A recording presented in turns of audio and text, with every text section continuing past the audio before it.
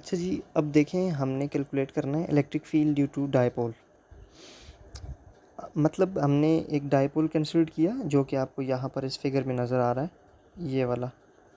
ये पॉजिटिव, ये नेगेटिव लिया है मैंने, ये पॉजिटिव लिया है। यहाँ से सेंटर का डिस्टेंस एल है और यहाँ से लेकर यहाँ तक का डिस्टेंस भी एल है, मतलब ये टोटल डिस्टेंस हो गया 2l। इसको आप यूँ देख लें फिगर को कि ये मेरे पास एक नेगेटिव चार्ज पड़ा है, ये एक मेरे पास पॉजिटिव चार्ज पड़ा है, और यहाँ से लेकर यहाँ तक का डिस्टेंस टोटल पूरा 2l ही है। क्यों? क्योंकि यहाँ पर एक सेंटर है, सेंटर से इस चार्ज तक का डिस्टेंस l है और सेंटर से इस चार्ज तक का डिस्टेंस भी l है, और ये टोटल डिस्टेंस हो गया 2l। ये फिगर ये बता रही है। अब यहाँ पर देखें, हम एक एक्सल लाइन अपनी ड्रॉ करते हैं, और इस एक्सल लाइन में, ये एक एक्सल लाइन बनाई मैंने, और इसी एक्सल लाइन में मैंने एक यहाँ पर एक पॉइंट कंसिडर किया। ठीक है, अब इस पॉइंट पर मैं इलेक्ट्रिक फील्ड ई कैलकुलेट करना चाहता हूँ, कितनी है। तो उसके लिए देखें, मैंने सेंटर से लेकर इस पॉइंट तक के डिस्टेंस को नाम दे दिया आर का।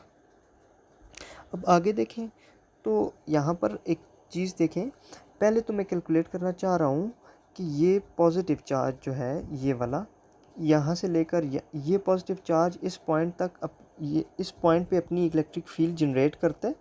उस इलेक्ट्रिक फील्ड की डायरेक्शन क्या है? तो उस इलेक्ट्रिक फील्ड की डायरेक्शन हो गई ये वाली। ठीक है, तो उसकी क्वांटिटी हमें पता है पॉइंट चार्ज के लिए, लास्ट टाइम आपने ड्राइव की थी, E is equal to 1/4πε0 Q/r² होता है। लेकिन R जो है वो यहाँ से मेजर हो रहा है, उसमें ये वाली L को मैं माइनस करूँगा तब यहाँ से लेकर यहाँ तक का डिस्टेंस आएगा मेरे पास। ठीक है, तो E is equal to 1/4π Q/L-1। अब हम कैलकुलेट करना चाह रहे हैं कि नेगेटिव चार्ज जो है वो अपनी इलेक्ट्रिक फील्ड इस पॉइंट पर बनाएगा, तो वो इलेक्ट्रिक फील्ड कितनी होगी और किस डायरेक्शन में होगी? तो उसी डायरेक्शन होगी ये वाली, क्योंकि ये चार्ज नेगेटिव है। अब देखें ये क्वांटिटी हम किस तरीके से बनाएंगे। Q/r² होता है, यहाँ पर देखें मैंने एक्सप्रेशन लिखी है E is equal to -1/4πε0 Q divided by R plus 1। Plus क्यों लिखे? क्योंकि R जो है वो यहाँ सेंटर से डिस्टेंस है, उसमें ये वाला प्लस ऐड होगा, प्लस L प्लस होगा तब यहाँ तक का डिस्टेंस आएगा, तो इसीलिए मैंने प्लस L लिखे। और यहाँ पर साइन नेगेटिव क्यों लिखा है?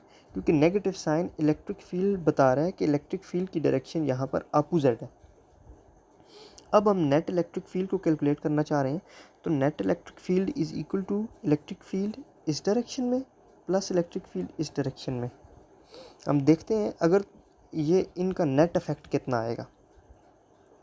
तो देखें ज़रा, यहाँ पर हमने किया, ये वाली इलेक्ट्रिक फील्ड की वैल्यू रखी जो कि इस डायरेक्शन में थी, और ये वाली इलेक्ट्रिक फील्ड की वैल्यू रखी जो कि इस डायरेक्शन में थी।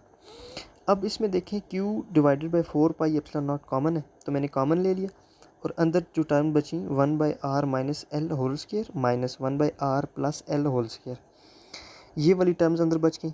अब इसको हम मज़ीद सिंप्लीफाई करके लिखना चाह रहे हैं, तो मज़ीद सिंप्लीफिकेशन के लिए देखें, यहाँ पर E is equal to Q divided by 4πε0, हमने LCM जब LCM लिया, तो LCM लेने के बाद मैंने यहाँ पर देखें ये टर्म बन गई, लास्ट में देखें ये r-1 और r+1 है, तो इसको मैं लिख सकता हूँ r² माइनस L²।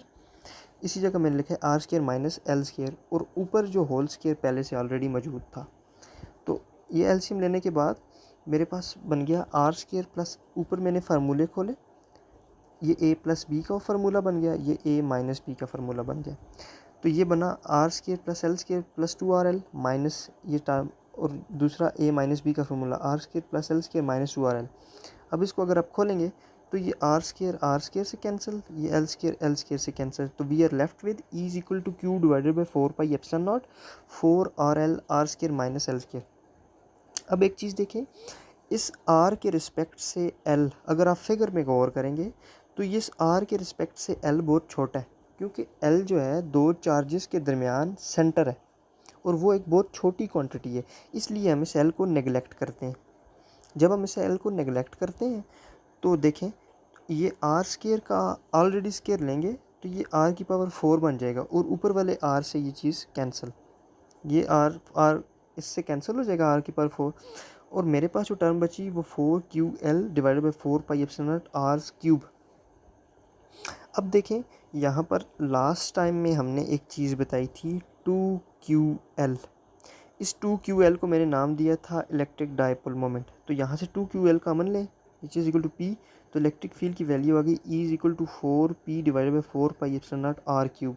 ये रिलेशन बनता है एक पॉइंट का, मतलब एक चार्ज इलेक्ट्रिक फील्ड, ये जो हमने एक पॉइंट पे, इस पॉइंट पे अगर इस फिगर को देखें तो इस पॉइंट पे इलेक्ट्रिक फील्ड इस डायरेक्शन में है और उसकी क्वांटिटी जो आपने कैलकुलेट की है वो ये है। अब दोनों फार्मूले अगर आप जहन देखें, एक तो ये वाला फार्मूला आ गया E is equal to 4P divided by 2P divided by 4πε0r³, और दूसरी इलेक्ट्रिक फील्ड एक पॉइंट पे फार्मूला आया था जो कि लास्ट टाइम आपने डिवाइड किया था 1/4πε0 into Q divided by r²। अब अगर आप इन दोनों को देखें, ये इलेक्ट्रिक फील्ड एक पॉइंट के लिए, ये इलेक्ट्रिक फील्ड डायपोल के लिए, तो अगर आप इस फार्मूला को देखेंगे तो ये वाला फार्मूला ओबे करता है इन्वर्स स्क्वायर लॉ को, डिवाइड में r² है। इसके रिस्पेक्ट में अगर आप डायपोल के लिए देखेंगे तो ये इन्वर्स स्क्वायर लॉ नहीं है, ये r का क्यूब है। अब इन दोनों में फ़र्क क्या है? अब देखें, अगर आप यहाँ से r की वैल्यू दें, मतलब यहाँ से r की स्क्वायर है और यहाँ पे r डिवाइड में क्यूब है, तो ये वाली इलेक्ट्रिक फील्ड इस इलेक्ट्रिक फील्ड से ज़्यादा आएगी। तो हम ये कहते हैं कि इलेक्ट्रिक फील्ड एक पॉइंट के पे उसका अफेक्ट ज़्यादा होता है, डायपोल का एक पॉइंट पे अफेक्ट कम होता है। या हम कह सकते हैं कि in case of dipole electric field ज़्यादा जल्दी डिप्लीट कर जाती है। तो ये था आज का टॉपिक।